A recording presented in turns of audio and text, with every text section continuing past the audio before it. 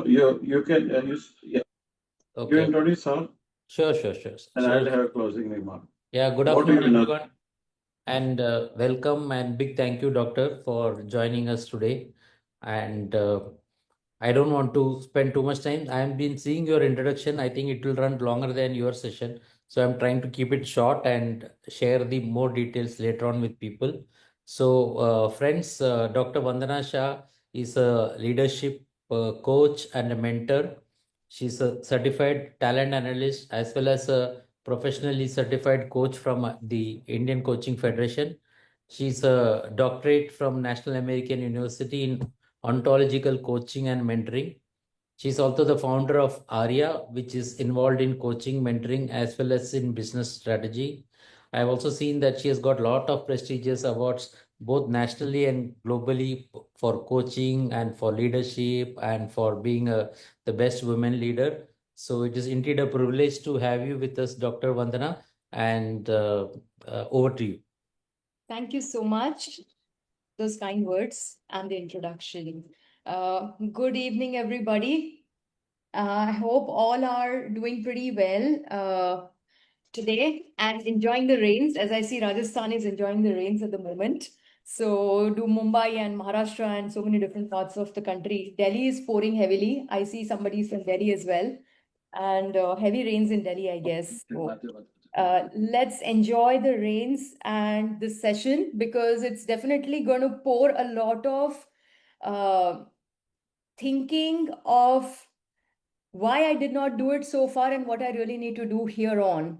So, pouring off those thoughts and creating triggers like rain in your brain. So, shall we begin? Yeah, so let's go to the next. Here we have the webinar protocols. Please follow the name convention, first name, last name. When you're speaking for the first time, please do introduce yourself. It will help me and others to get to know who's speaking. Mute your mic during the session. Keep your phones away because it's only 60 minutes of this today's time, which is the time of your life. Probably it will be something that you haven't heard of, you haven't thought of in your lifetime, and this is the opportunity for you. So I'm sure you would want to make the maximum out of it. Raise your hand in the chat box if you want to ask any questions during the session.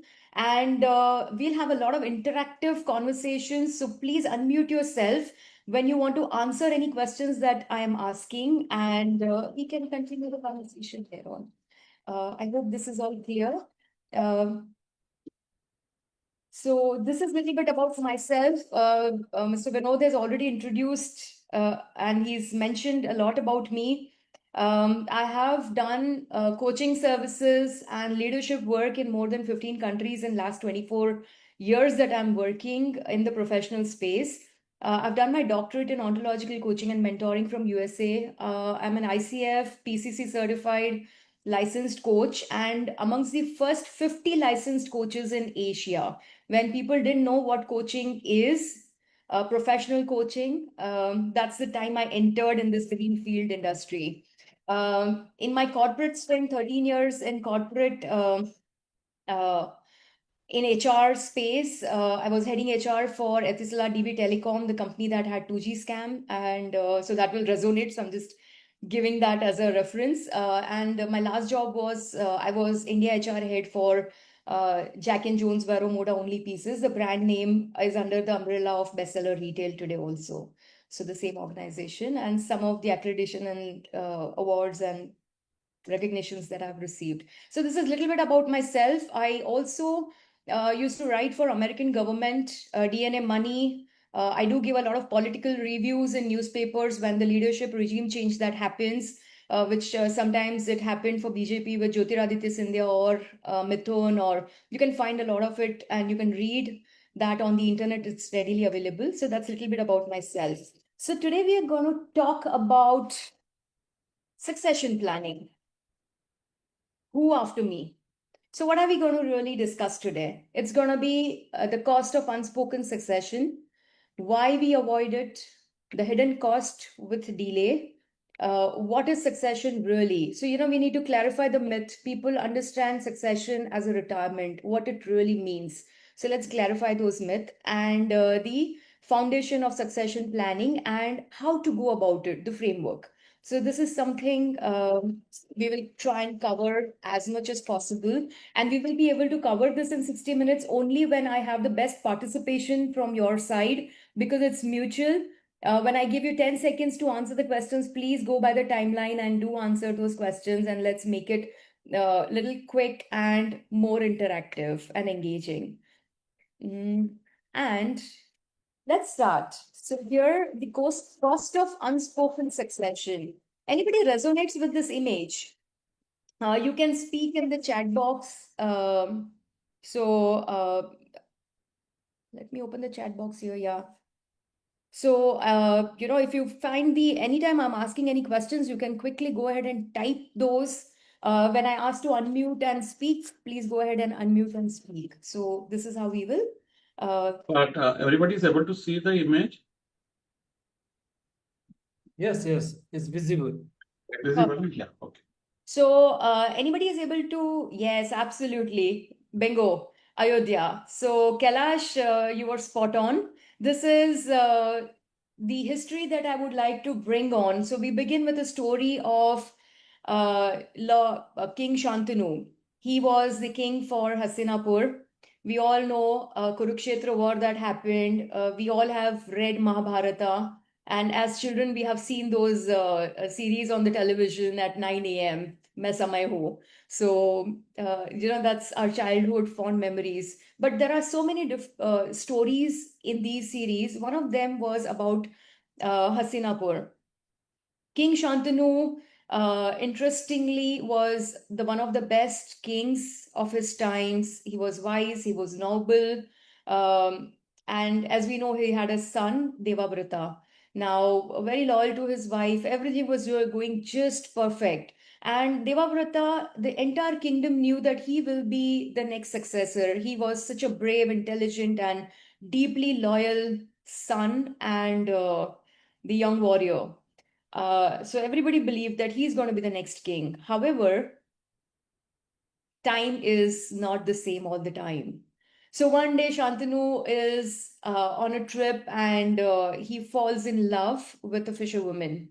And her name was Satyavati. And he asked her to marry him. So when the marriage proposal comes, she is in a mental dilemma that he is a king, he already has a son. What happens to me and my kids and my future generations? So how do I protect my son and his future? So she puts a condition that my son will be the only one who will become the next king for Hastinapur, and he will be the successor. So now King Shantanu is in a fix. He is between the legacy and the love, and he's in such a big dilemma. What should I do emotionally, and what should I do ethically?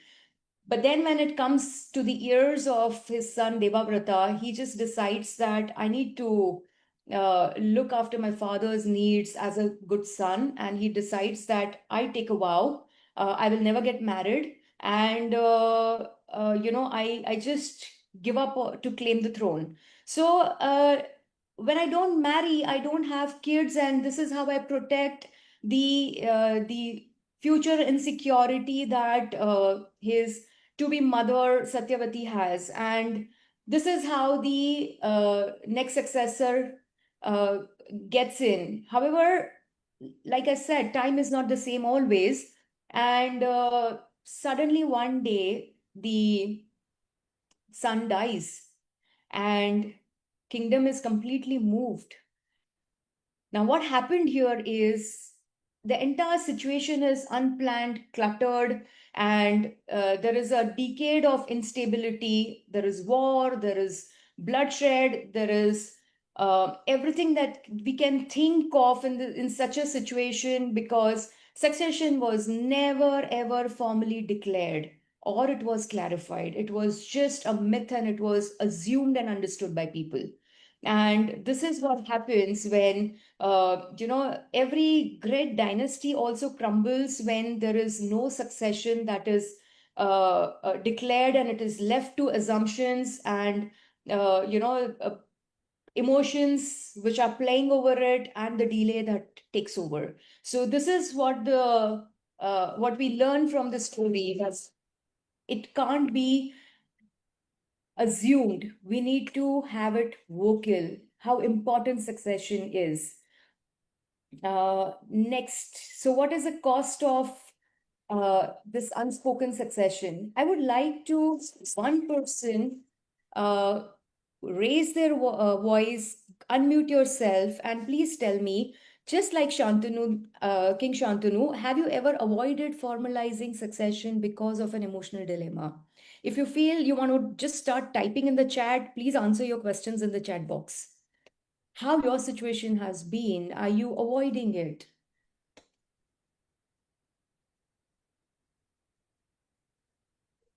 Too early to plan, okay?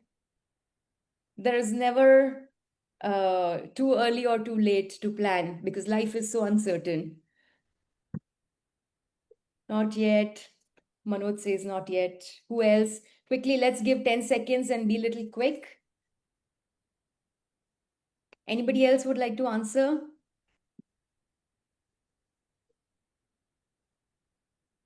Okay, so let's move next. Uh, Rishi, not yet. Okay. Is this the emotions that are stopping you from making this decision, or not really thought it's so important aspect in my life at the moment? No need to answer, but not fallen in love with Kishpisha woman yet. Wonderful. At least fell in love with some women. Cool. So let's move forward. The cost of unspoken succession.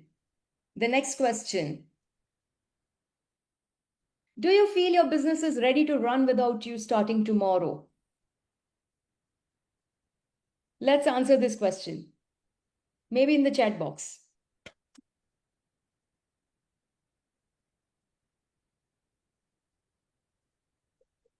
No? Anybody? Do you feel your business is ready to run without you starting tomorrow? Think about it. Tushar says no. Anybody else? Yes, no.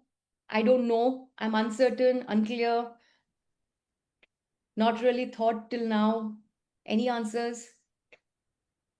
Yes, there will be hiccups, but it can take off. In process to reach that stage. Interesting. Just about 2 weeks ago, my mother met with an accident, and we always thought that everything will be so easy and things are going just smooth in life.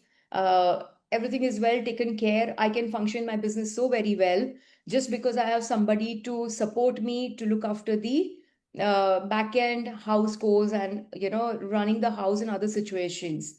And she was hospitalized for 5 days, and things went very critical, and she's bedridden now.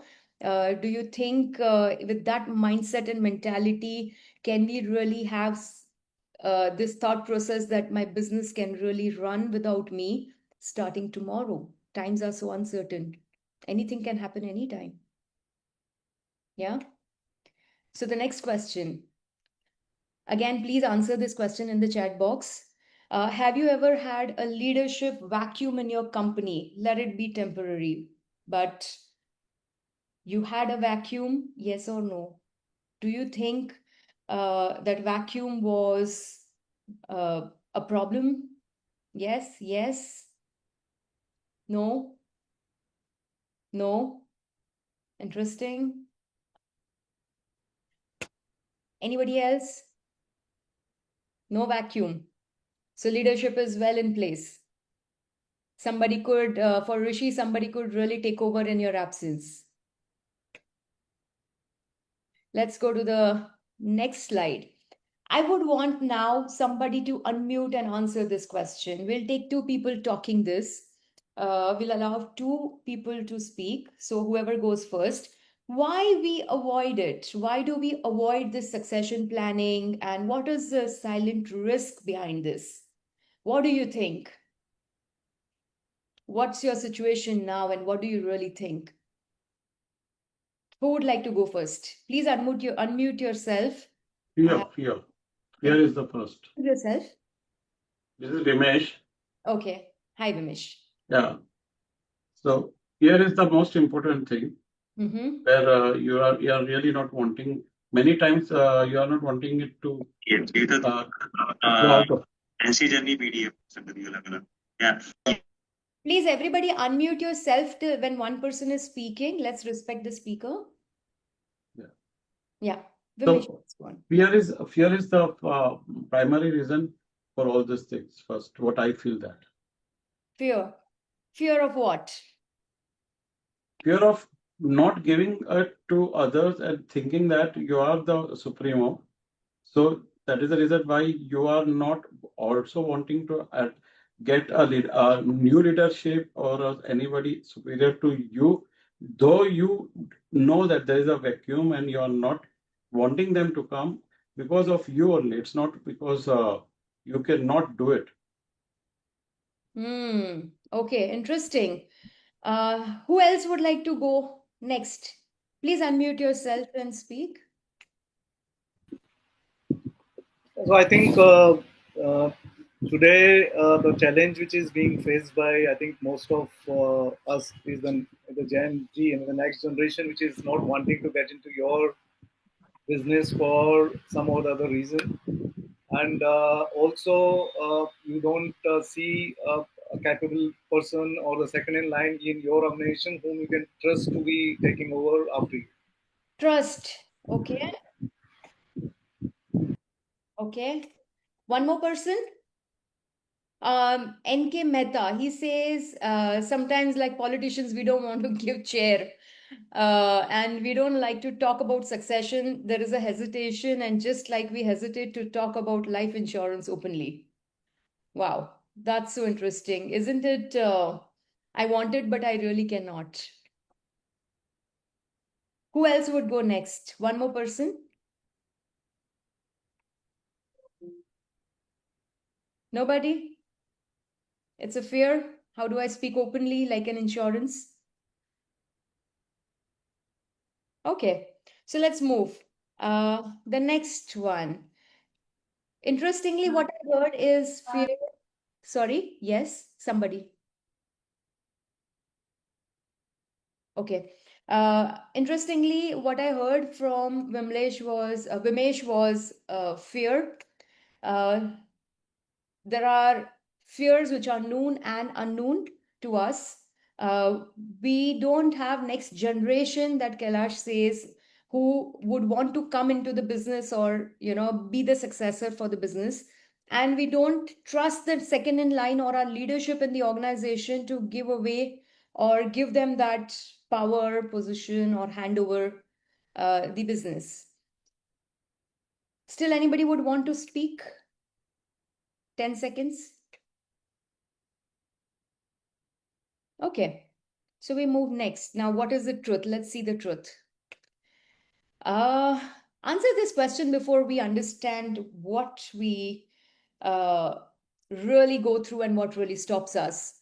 What's holding you back from declaring your successor? Fear of conflict, lack of readiness, waiting for the right time. Waiting for the right time. Waiting for the right time. Okay, interesting. Anybody else? Yes, waiting for the right time. Mm-hmm. I think those who have to succeed, they need to be ready. So sometimes you don't see that they are fully ready with their skill set. Okay. Interesting. We'll touch upon this as we progress. Thank you so much for sharing and opening up, building that trust in this environment. Nobody's going to judge you. Please speak, voice your thoughts. Today's an opportunity. Probably your 100, 200, 500,000 crore company, you will be able to give it some shape and future. Who after me, and will I leave a legacy, or my name, my really my brainchild that I have built from scratch, and this organization, will it have a future after me or not? Will I be able to see it thrive from the heavens above? So please open up and start talking, because this is your time. Don't wait for the right time. Okay. These are the 5 reasons business owners avoid succession because of fear, as Vimesh nailed it. First, most important issue. We really fear about talking regarding succession planning. We fear of not giving because there is an ego. Now, it is not fear, but it is an ego where I don't want to give my business to somebody else. The way I shaped it, the way I nurtured it, the way I am handling it, will somebody else be able to do it the same way or not? So, there is a huge ego that is coming into action, becoming a bigger roadblock than we even can imagine, and this is invisible. We think it is fear, but it is larger than fear. It is an ego.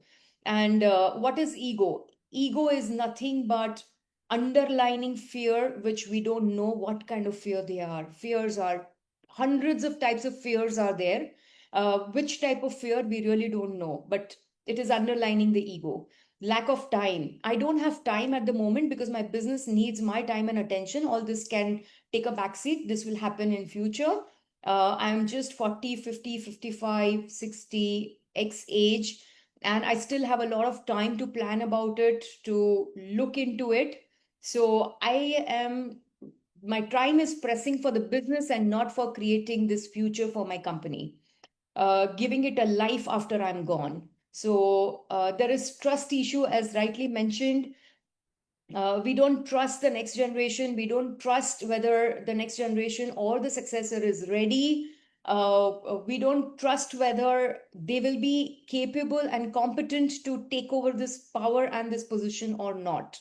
And then there is emotional intelligence, which is I really start looking at things with a lot of emotions, and I avoid situations and things because of my emotions. So emotional intelligence plays a bigger role than we can visualize it in real life.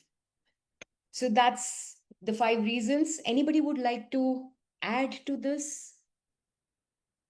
Shall we progress? The 5th one, the emotional intelligence, is also a very much key factor.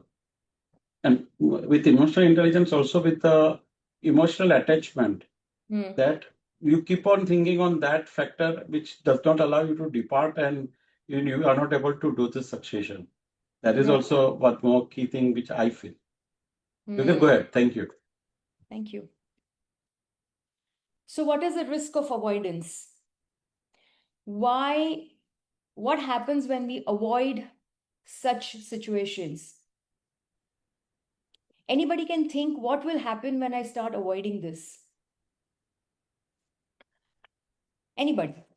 Well, sooner or later, it will, you will face a situation. It may happen suddenly. And then if you have not prepared the organization with a clear succession plan, the organization is in trouble, because suddenly if the owner is not available for whatever reason, then since you have not clearly defined who does what next, Right. and the organization can risk a collapse as well. So definitely it's not something to be avoided in my view. Absolutely. So anybody else would like to add to this? I think stakes are big. Uncertainties are inevitable, as we have seen in the recent crash which has happened. So many organizations, so many would have actually suffered. There's a total uncertainty about your customers that you build up. So it will create a lot of uncertainty and insecurity, of course, to the employees as well. Absolutely. Bang on. So I'm going to give you a couple of stories here. I hope you'll enjoy listening to stories. Uh, So there was this 1,000+ crore company in India, and it was a family-owned manufacturing setup, and uh, they had a very, very strong operations. Business was pretty strong, and they had over 4 decades of goodwill. So it was generation after the generation. The goodwill was well carried forward.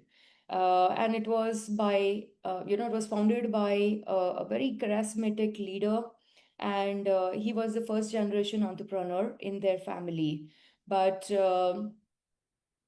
things are uncertain, as we discussed, right? So he also thought, I'll wait for the right moment. This is not the time for me. And we'll talk about succession when the right time comes. So he kept focusing on the business, he kept growing the business. Priorities were really different. And he had 2 sons. One of them was taking care of operations and he was very strong at it. But the other son was a little passive. The succession is not yet formalized. 2 sons, they will take care of it. This is what the father had in his head. So there was no structure, there was no leadership charter that was planned, and there is no transition roadmap that is planned. Succession just doesn't happen overnight. It needs time, as somebody rightly mentioned, that they need to be ready. So you need to create a roadmap and a plan to have somebody to be ready to take over and be on that seat, and give that person also enough opportunity and time to prepare and prove the readiness. Here, suddenly one day the founder dies. He got a cardiac arrest and he's gone. And the storm begins. So what happens? There is confusion in the entire system, roles. People did not know what to do, what not to do. Vendors did not know who to contact. So even the outsiders are completely confused and in a dilemma. Clients are getting nervous. The employees were getting poached by the competitors, because here it is a successful organization and organizations run by people. And definitely these people who were running the organization, the team, the workforce was surely highly talented. So they had the opportunities outside. The competition started poaching them. People started, these employees were seeing instability, so they started moving out. And these two brothers could not align on one page, because one is passive and one is aggressive. He's in operations, he's in business. So they could not align, and things just started getting scattered. Now, even banks started doing reevaluation for the business, and within 18 months, the company had lost nearly 30% of its value. This is a real story. And the family was completely shattered. And this is what happens when succession is not planned and we think there is no time, not the right time. Why this happens? Because succession is just assumed. There is no plan. The founder did not take the opportunity to develop both the kids and create a healthy competition and prepare one of them with a formal announcement who is going to be the successor. Now, this is where the entire business conflict happens. What you built over your lifetime, you work 20 hours, 24 hours, and beyond, nurture this business, take it leaps and bounds from uh, a startup to a 1,000 crore company, or a 500 crore company, or a 2,000 crore company. And one day, everything is gone, buried under the water. Is this what you really built it for? Are you working so hard for this? I would like to ask you this question. No need to answer, but start thinking about this. Is this what you're working for? So, what really happens when we delay? The business valuations, they are dropping. Your disengaged teams, they will leave. They will start having fear of future, uncertainty. Career is at risk, so they would not want to stay back, or their performance will be mediocre, because they also want to look for their next leader after them. And your next level leadership in the organization also needs to feel safe within the system. If I stay back, what about me? How will I grow in the organization? So this is a bigger question that unknowingly we don't, as founders, as owners, we don't notice, but it is already there into your organization level 2, -1, -2, -3. They're already thinking about it.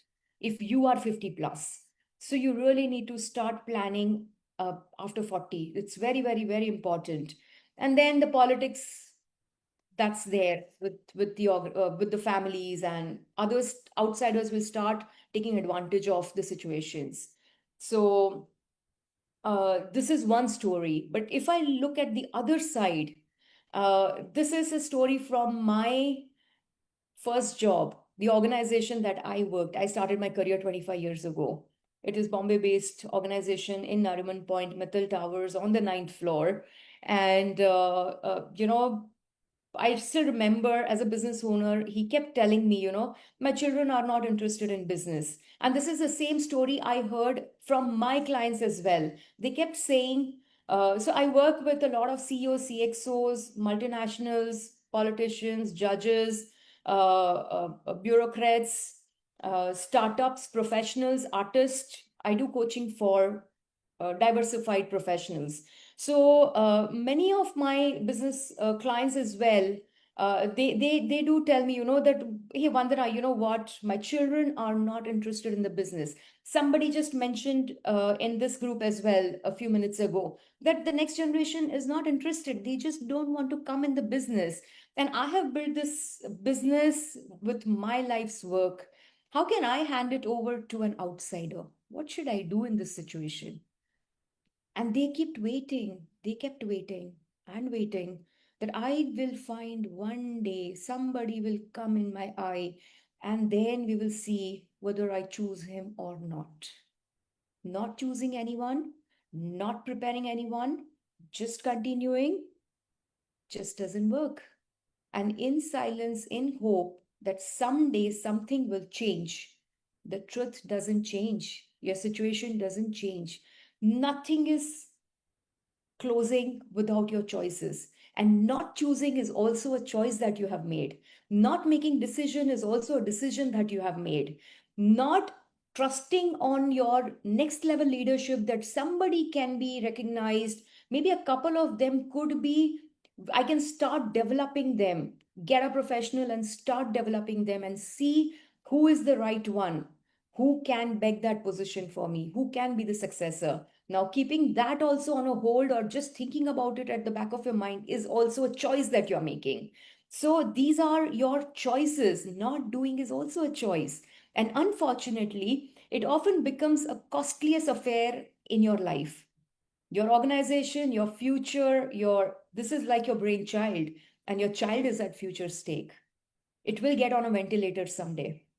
So that's unexpected things that will happen, and all we will have is just the burnout. So any thoughts anybody would like to share in this moment? One person can speak, unmute and speak about it. Anybody? We have 10 seconds to speak.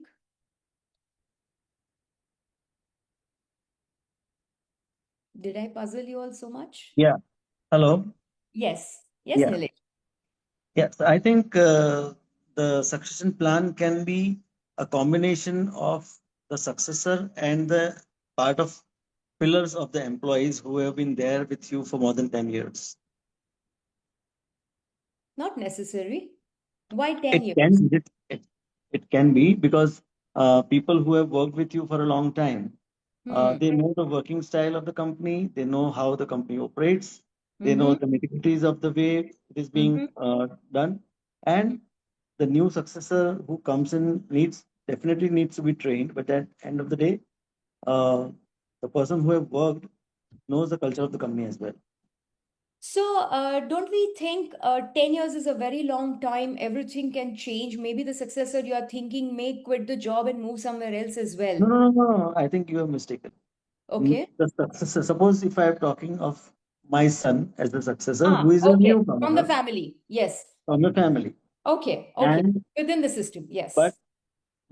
but the people who are co-successors, who are going to run the company, have been there in the company for a long time. They Yeah. can be also part of the profit sharing of the company, so that the company runs the same way as it is before. Absolutely. But I will differ from this choice of having 10 years time to be in the business. Reason being, once you decide in your head, you make a choice, my son is going to be my successor. You need to start creating a plan and a roadmap and look at your sons or the next successor from your family, whoever is the next uh, founders, next generation who is going to take over this business, needs to be identified where he is today. And then you start developing. Could take 2 years, 3 years, 5 years, 10 years. But somewhere you need to start, and not necessary. The person has to be already there in the system.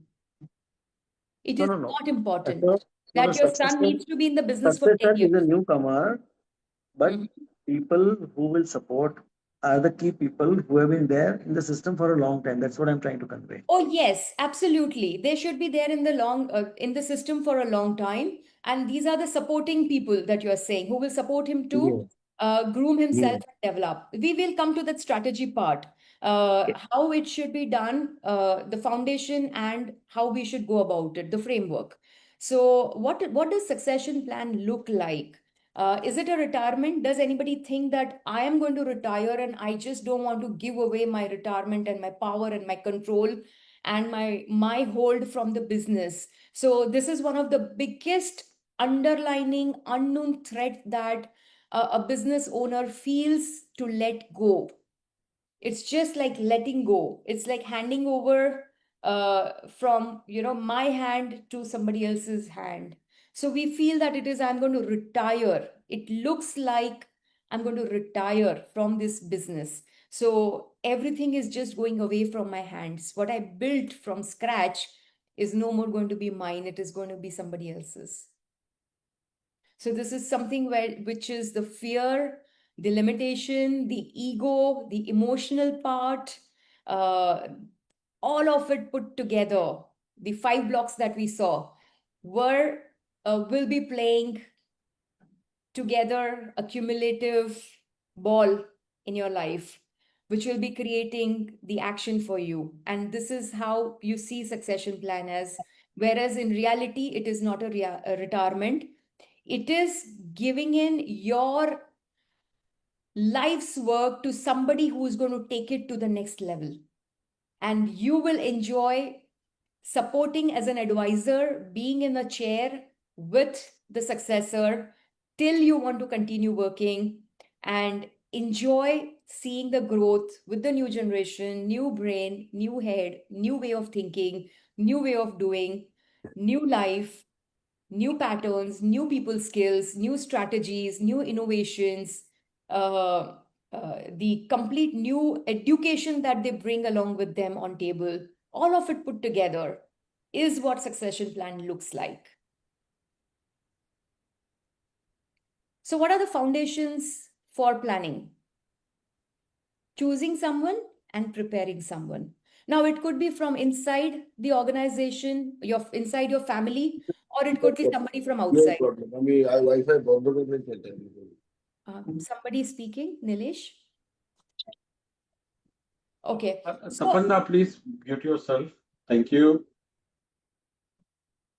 Okay. So choosing someone and preparing someone. So choosing someone is from your family member who is going to be the next successor. You have 1, 2, 3, 4 kids, not your own kids, maybe your immediate first line family, second level family, your relatives, their kids, who's going to be there from outside. If not, who can be the successor that I can identify, who I can prepare from within the system if I don't have my kids who wants to join, or I don't have kids, or I don't have immediate relatives. So this is where we start preparing. So there are 3 most important foundations. The first one is vision. What's the long-term direction for your business? As a business entrepreneur, you need to start thinking about your vision, your own vision, that you need to download it to the next generation or your successor. What's the long-term direction for your business that you are planning? After you, what next? Where the business needs to go? How it needs to look like? How it needs to scale up? So your vision has to be very clear. That's number one. That's the foundation. Number two is people. Who is ready? Who needs grooming? Whether from inside, outside, as I mentioned earlier. So identify who is ready and who needs grooming. Number three, it's timeline. When and how will transition happen? So it is not necessary the transition or the succession has to happen tomorrow itself, but we need to announce it. We need to let the successor know, and we need to, that's a later part. But before that, when I'm talking about timeline, when people are identified, when they will get the succession announced and how this transition will happen, you need to create a paperwork and a roadmap for your understanding for yourself and nobody else. That's your clarity in your head that you need to get. So there are three foundations, I reiterate, which is vision, people, and timeline, that you need to keep in mind for succession. Now, let's answer in the chat box quickly. Do you currently have someone who could lead the business in your absence? Yes or no? We have 10 seconds quickly.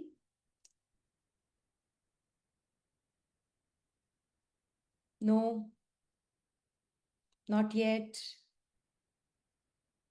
No, no, yes, no, yes. A team, yes. One individual, no. Okay. Interesting. Anybody else would like to answer in the chat box? Shall we progress? Okay, so I'll ask the next question. It's a food for thought at the moment for you. Have you formally communicated this plan to them? Anybody who said yes, they have somebody or they have a team, have you formally communicated any plan to them? Please answer in the chat box. No, no. A team, yes. I'm looking for someone to take over and run it, as my sons are not interested. Rajiv says yes. Welcome, Rajiv. Good to see you. Biren, no.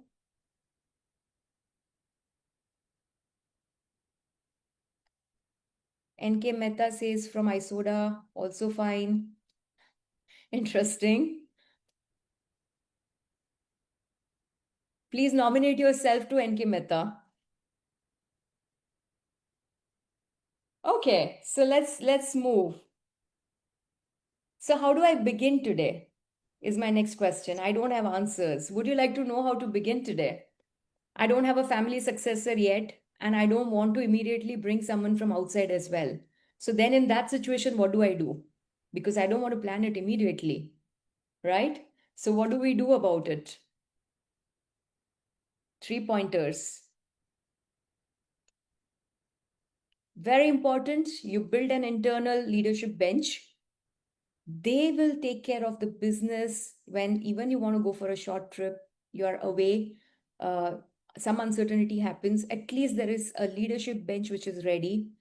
Set up a governance layer, a circle of trust and advisory board.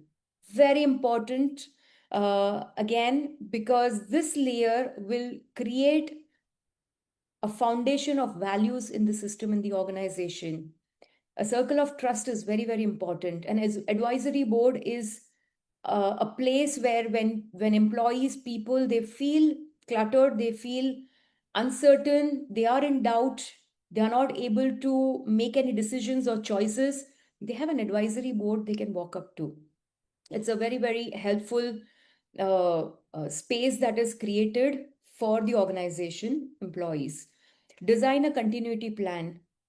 It's most important foundation that is required. If you don't want to begin today, These three things are very, very important and crucial pointers to create for yourself, at least till the time you announce, you start thinking, planning for the successor, or you want to find it, you are not able to find the right person.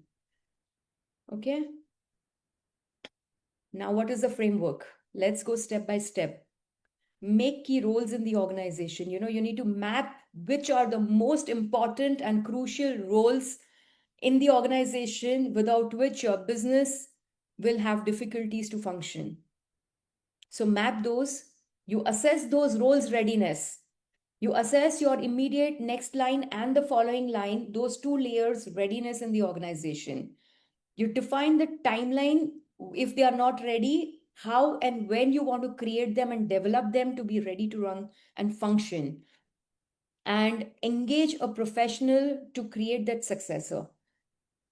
And please mind it, succession is not for my successor alone. It is very important to understand that succession is also for my immediate next in line leadership team, because they also will have to shape up somewhere, sometime, and we need to have their successors as well in place, because those are most upper two layers are the most crucial business people lines. So let's start SMART, a 4-stage succession readiness path. Stage 1, have clarity in your thought process, in your succession planning. So diagnose before you decide. What diagnose we need to do? We need to assess the risk and dependencies, and we understand where your business stands and what risk you face if nothing changes. So if nothing changes today, what is the risk your business is going to face? Out of those 3 stories that I shared with you, there would be a lot more stories. It could be a failed succession planning as well. Have you, I'm sure you have heard of Gautam Singhania and the Raymond Group. His father planned and created a successor, which is Gautam Singhania. And what is the situation today? We all know. So that could be also one situation which we need to keep in mind. Succession needs to be thoroughly planned, strategized, actioned, and executed. So having a clarity is the very first stage to diagnose before you make a decision, and make sure no decision is made in emotions, because driven in emotion, those choices in those moments can be dangerous. So assess the risk and dependencies, understand where your business stands today, and what are the risks you face if nothing changes. You do the assessment with business continuity assessment, leadership dependency mapping, role criticality audit, and family readiness reflection. So reflect whether your family is ready about this, whether if it is your immediate he was thrown out. Yes, absolutely. So you see how the situation can turn out if you don't have the right succession planning done in the right moment, in the right time, in the right manner, without keeping emotions aside and being logical and well balanced in making your choices. So have a lot of clarity. These are the business side of clarity. I'm adding towards the emotional side of clarity as well. Okay, so what is the next second stage? It is alignment. Identify potential and build trust. Trust is a foundation for any relationship. And alignment is very, very important and crucial in any business, especially when we are going to hand over the business to somebody else who is going to be who will be becoming the next king. So recognize the potential successors. It may be one, it may be 2 or 3 that you want to recognize, build them and create one out of that. So I'll give an example. In large organizations, large corporates, 2 of my immediate clients that I can tell you in last 3 years, the projects that I worked on, you would have heard of Ingram Micro. The current managing director is Mr. Bindra, and he also underwent the coaching engagement, and that was a time when the organizations like this, they have 3 to 4 Some companies have 2, some companies have 3, some companies have 4. So they identify 2, 3, 4 people for the succession to be on that role of CEO, MD, the chairman's immediate successor, the promoter's immediate successor, becoming the founder. They put them under the development plan for about 12 months. And then one of them who towards the end gets the complete transformation and transition and shows his readiness will be the person sitting on that position. Not all 3 of them, but it is a healthy competition that you create. So everybody is aiming at one ultimate goal and everybody is chasing that goal. So it is like, marathon, everybody is running and chasing to complete those kilometers which are defined, and the healthiest person, the best person, the most developed person reaches to the goal endpoint, the line fastest, and that's the person who's the winner. Something very similar happened with Star Union Daiichi Sud Life, Mr. Abhishek Tiwari. So Mr. Tiwari also underwent a very similar succession coaching, and today he got that position amongst the others. So there are so many such organizations. I can give you examples where professionals, they develop these successors and the roadmap is created. So alignment is very important. You need to do stakeholders interview. It will be your families, your senior leaders in the organization, and all those identified important key role responsible people. You need to interview them, understand their aspects of the succession as well, their current business situation, how they look at the situation, people, and the business. What is their vision and how do they see the future? So take the holistic approach and take the interview, gather the data. Values alignment exercises is very important, because how you built your organization over last 10, 20, 30, 40 years, you have built it with your values, you have nurtured it with your values. It could be commitment, it could be dedication, it could be honesty, customer first, and so on and so forth. So values alignment exercise is very, very important. We see the gaps and then we need to bridge those gaps. Which are the missing values? We need to start empowering and elevating those values into the system, in the organization, and also into the successors and leadership potential checklist. What are their potentials in the current situation where they are? Roles shadowing trials needs to be done, so that you understand how the person in that role responsibility who is seated in that position, how is he performing in that position, in that role? Is he really doing justice to the position, the role, responsibility that he is given? So that is alignment and building trust. Number 3, development. Now here comes, we have gathered data. Now we need to go to the development part. So, you have internal mentor, outside mentor, a professional coach, and yourself with your lot of experience, and start preparing, develop. Actively grooming the successor for strategic, emotional, and operational readiness is very, very, very important. It's very crucial. I have the data, but what do I do with this data? It will really help in understanding where the gaps are, and then I start bridging those gaps. And that's where the failure uh, uh, will be completely, sorry, I got distracted with the question. I'll answer, Rajiv. Allow me to complete this.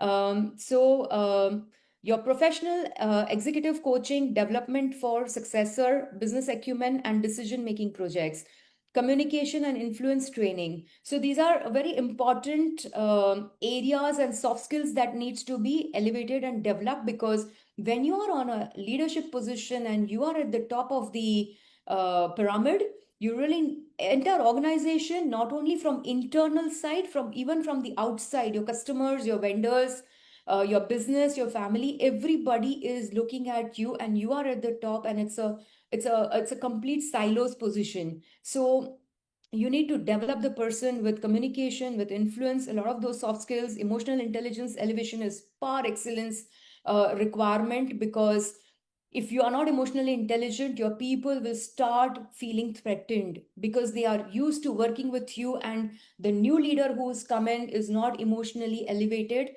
and they are not used to handling those emotional outbursts and behavioral shifts. So there has to be a smooth transition with a lot of emotional development is required. Mentor-mentee reviews that happens between founder successor. These things are periodical, and they are very, very important and crucial to happen. The question that Rajiv is asking is, how do you ensure a succession race of 3 people ensures things are still professional and politics and lobbying doesn't start, and all 3 are performing to a certain KRA properly?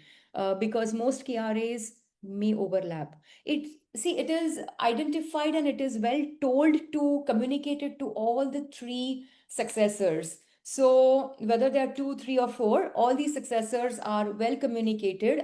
When I do this coaching engagement, I'm told to interview these coaches, my clients. We call them coaches, so mentees or coaches. We have to interview them. We do chemistry calls. We have chemistry meetings. We do a lot of assessments. We do all these exercises which are mentioned, and these are the times when organization has already communicated that these are the 3 people who are undergoing this a developmental plan for over 18 months, 15 months, 12 months, depends from organization to organization. And one of them will take over the position, which is this. So you need to work with this professional, and you need to also work with me as your mentee, and there will be an advisory board as well. So it's a very professional way of communication that happens in this entire process. Organization does not know these 3 are the successors. So there is no politics that happens there, because it's a very confidential assignment that undergoes. Within the organization, other than these 2, 3, 4 people, nobody else knows about it. And HR knows, or stakeholders, they know about it. And whenever people see that there's somebody who's coming, walking into the organization and developing them, or there is a closed door meetings or developmental plans that's happening, or the professional is doing shadowing with the mentee or the coachee to see whether how is he performing, how is he talking to the vendors, holding the meetings, downloading or translating the requirements or business requirements to his team members, all those day-to-day transactions, his analysis, communication skills, emailing skills, all of it, micromanagement, everything gets monitored by the mentee or the coach. So shadowing does happen on a periodical, timely manner, and lobbying does not happen because nobody else knows. And all 3 of them, it is a very healthy way of promoting one person, and all 3 of them getting an opportunity to develop themselves.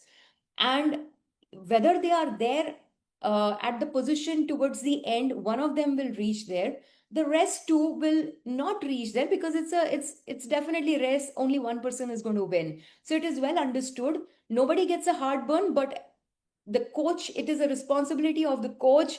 The way the hand holding coaching happens, the entire transition process happens, you are such emotionally elevated, your empathy, your relationships, your cognitive level, your understanding of yourself and others is translated and developed to a level where you start looking at even the person who is going to win that situation, that position, you are absolutely comfortable to report to him and work together as a team.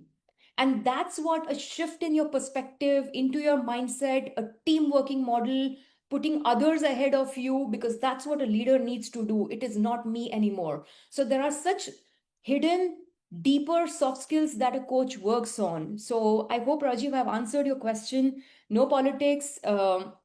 Performance is certain, KRAs, everything gets measured. And towards the end, we know who is begging with the position, because we get the feedback, and there are soft skills, there are behavioral shifts that happens in individuals, and we are able to measure it by observing it, because it's a soft skill. It will not be measured on paper with any assessments. So I hope I'm clear on this. If any more questions, please type it in your chat box. So the next one, 4th stage, transfer. Now they've got developed. We got clarity, we got data, we got the developmental plan that we put in. Now there is a transfer that needs to happen. It can happen at any phase, any time. And it is a phase-wise handover that needs to happen. We need to preserve the legacy. We need to ensure a very smooth and non-destructive transition that needs to happen while preserving the founder's legacy. A founder plays the major role, crucial role during this entire period with the professional, where the value systems are intact. There is a beautiful blend of old generation, new generation, the old way of working, the new way of working, the old minds, the new minds, the old values, the new values. Everything gets beautifully synchronized, and the outcome is something which is evolved and much matured, and it will be aligning with the founder as well as the successor. So it's very well balanced. So what activities do we do in this case?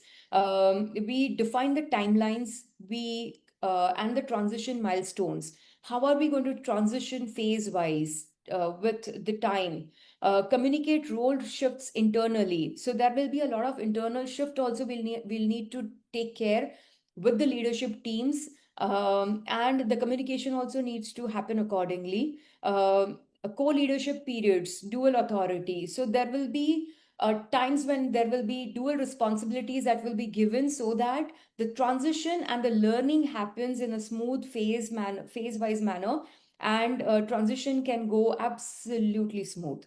Governance framework setup and advisory board, which is very important, because no matter you have given 1 year, 2 year, 3 years time frame for these coachee, the successor, to be developed and the transition is happening. However, it's very important to have these entire frameworks set up with the advisory board, who will be time and again monitoring, observing the organization, the system, the people, the processes, the transition that's happening. So it's a 360-degree work that happens, and they need to advise on wherever they see their important inputs are required to be given.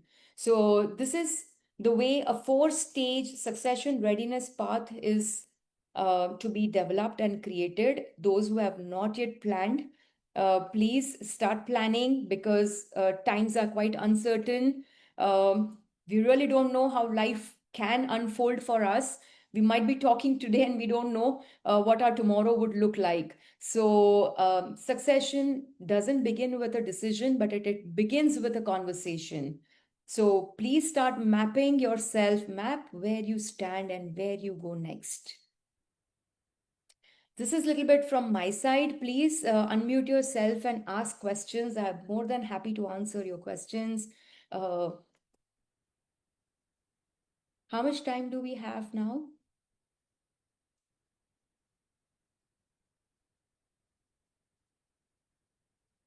Please unmute yourself and you can ask questions.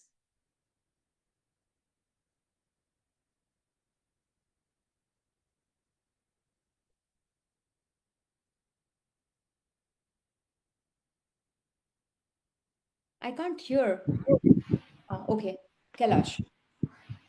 I just wanted to ask, you see there are, the companies are in various formats nowadays. It could be proprietorship, it could be partnership, LLP, or private limited or limited. Yes. Now, does the succession depends on what type of company you are, or not? Absolutely not. Business has to run, function the same manner it is. So let's say it is an LLP company. You will require directors in the organization.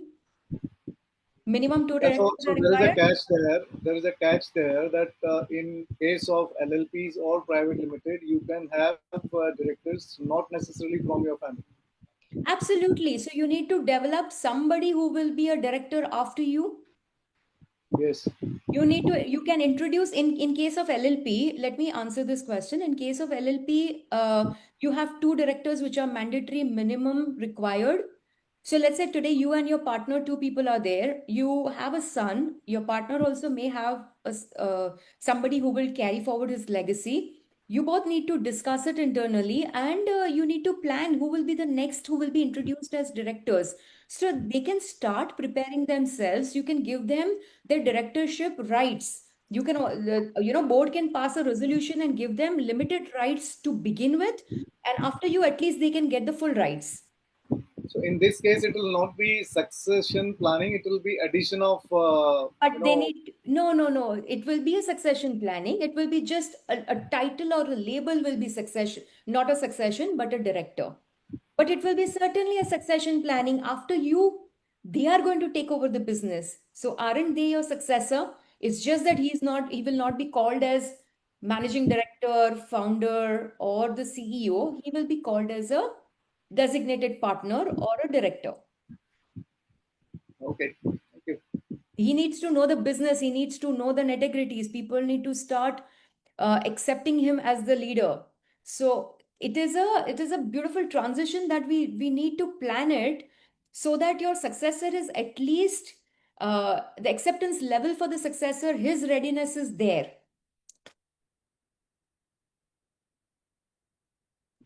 But in this case, sorry to repeat add questions to it, but in this case, it will also, a consensus will be required with the other directors and Absolutely. before planning a Absolutely. succession. Absolutely. That's what I mentioned. You and your other partners, other directors need to discuss it internally. You also have your successor, they would also have their successor, right?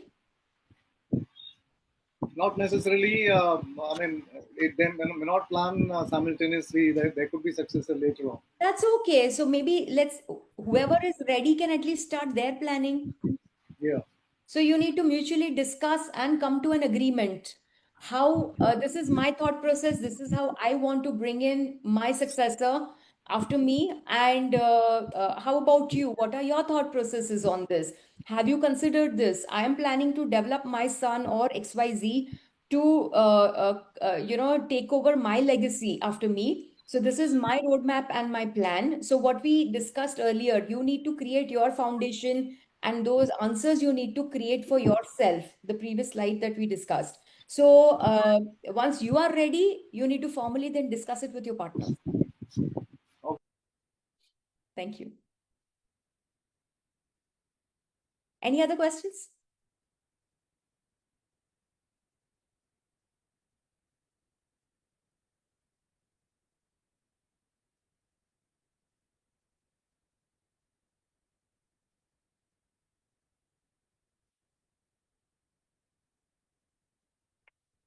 Anybody would want to ask any questions? Can we open the unmute ourselves and start interacting on this? We have maybe I think 1 or 2 questions we can take.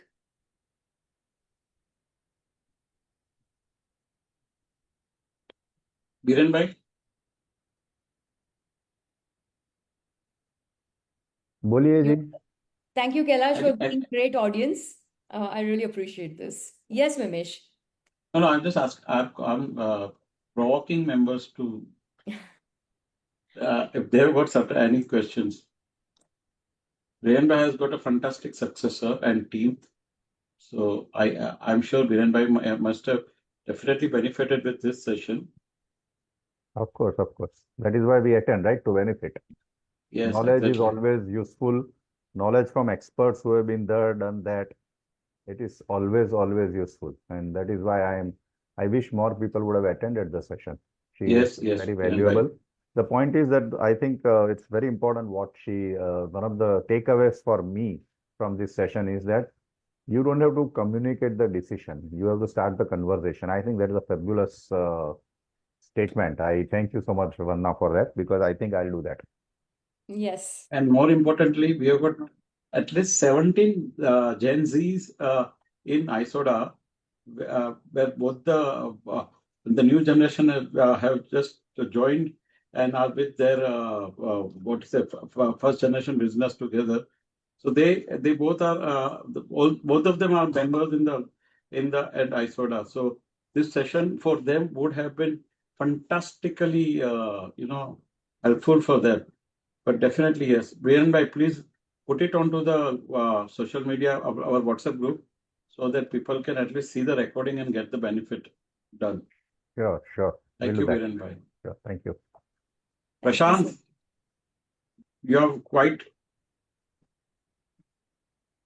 I also want to make another small point. The session is, obviously limited in scope, but this assumption that it is always going to be your son who will be the successor, I think is a flawed assumption. And I would advise my fellow ISODA members here not to go with that kind of mindset. It is not necessary. It may not be in the best interest either of your son or of the organization. True. And this is only in case where the son or the daughter is actually into the business. Where they are not coming into the business, the problem is already solved actually. They are lucky. But if your son or daughter is coming into your business and therefore you think that it must be handed over to them, I think that's a flawed thinking. I'll just leave it at that. Thank you. Absolutely. I'll just add one piece here, Mr. Biren. Thank you so much for that thought. You should create a healthy competition with your son and your daughter, whoever is there in the business, and the successor that you have in mind or you feel is competent and capable enough. Create a healthy developmental plan for them. You never know who's going to surprise whom. And Absolutely. at the end of the day, all three of them, four of them, five of them, whatever number you decide, they will have their development done. At Yes, least they will start thinking, acting, behaving like a founder, like the owner. Your sense of accountability, ownerships begins from there. absolutely. Yes. Absolutely. I agree with you. Thank you. Thank you. Okay, I think it's time to close down this. Vinod, should I do this with your permission? Because you had opened the session. Yeah, please go ahead, Vimesh. Yeah. So, Vandana, thank you very much for being with us today. Thank Really speaking, let me tell you the truth that before this session, the succession means what I had thought of what is succession. You have completely changed it with your what is it, sharing your knowledge and everything. Definitely, I am now. There are a lot of things running in my mind in between the sessions. I'll be also coming to you one-to-one and talking to you on that.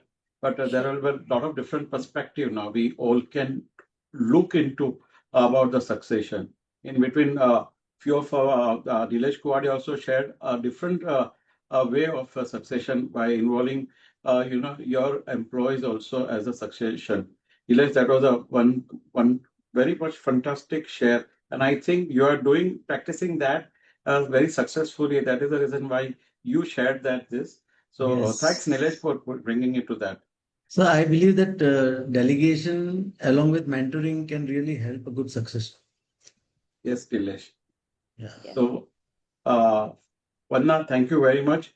I would love if you can share your presentation. If it is if it is open, means if you are sharing so that members can use it as a PPT. We'll be anyway having this session on our YouTube channel for the members view, and also sharing the recording links to you also, so you also can share it ahead. Thank you very much, Vandana. We look forward for more such sessions from you going ahead. Thank you. Thank you so much. Thank you for being wonderful participants. Thank you. Thank you. Thank you. Thank you. Thank you for listening. You have a good day. Thank you. Samina, you can stop the recording and log off. Thank you. Yes, sir. Thank you.